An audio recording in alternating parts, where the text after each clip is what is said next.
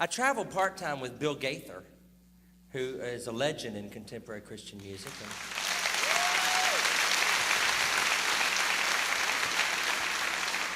And he's written so many great songs in the church, like The King is Coming and Because He Lives and He Touched Me and so many wonderful songs. And he asked me about, 1988, he called me and asked me if I would like to join the vocal band. I didn't even know Bill Gaither. I don't even know how he got my number, but I was sure glad he did. He called me and asked me if I'd like to join the Gaither vocal band. You know, and I knew Bill Gaither discovered Sandy Patty. Did you know that? Bill Gaither discovered Larnell Harris. Bill Gaither discovered Carmen. Bill Gaither discovered Steve Green. Bill Gaither discovered George Beverly Shea. I mean, the list goes on and on. He asked me if I'd like to join the Gaither vocal band. I said, does Billy Graham have a quiet time? You bet your sweet bippy. And I didn't tell him that I can't read music. I didn't think that was the time to bring that up. And I didn't tell him that I'd never sung baritone before. I didn't want to bring that up either. But I went and auditioned. And he asked me if I'd like to join the group. And come to find out, you know what Bill Gaither does? He discovers your hidden talent.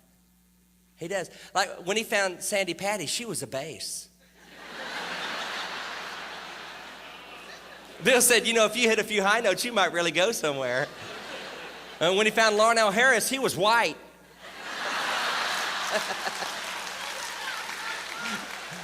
When Bill found me, I was hyperactive. Even Bill can't change everybody. What an amazing man he is. He's written all these great songs. And when I first joined the group, I thought he must be perfect. He's written He Touched Me, The King Is Coming, Joy Comes in the Morning. He's got a bus, big old bus. He owns his bus because he wrote He Touched Me. I wrote Big Booger Blues. That won't get you a bus.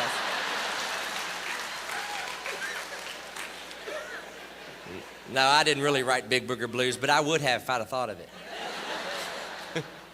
But he's got a great bus. In the back of his bus, he's got a bedroom where he and Gloria sleep.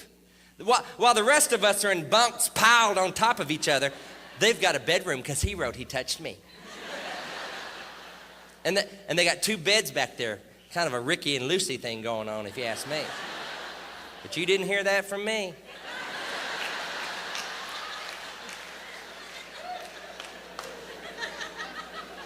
And one of those first trips when I started traveling with him, I'd catch myself sometimes just staring at him, thinking, this is the guy who wrote He Touched Me. And one time he said I could sleep back there in the other bed because Gloria wasn't going with us. It was just the Gaither vocal band. It wasn't the trio. It was just the vocal band. He said that I could sleep back there in that other bed. So I was in one bed and he was in the other bed. And that's the way we like it.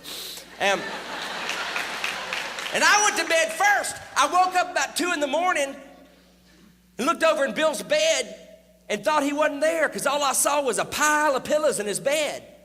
Come to find out, Bill Gaither, Mr. He Touched Me, sleeps under pillows. He doesn't sleep under blankets like a normal person. He roots like a dog under a pile of pillows. I knew he was under there because I saw his nose peeking up through those pillows. Actually, it wasn't peeking. It was standing boldly, proudly. And I started staring at his nose thinking, that is Bill Gaither's nose. While I was staring at his nose, I found out he ain't perfect. He snores. Started off sort of like a pig digging for roots.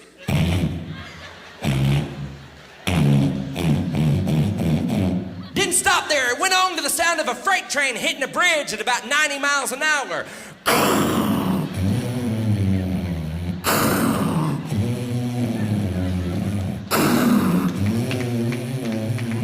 Didn't stop there. Went on to the sound of a 747 trying to find a seat at the Crystal Cathedral from 30,000 feet.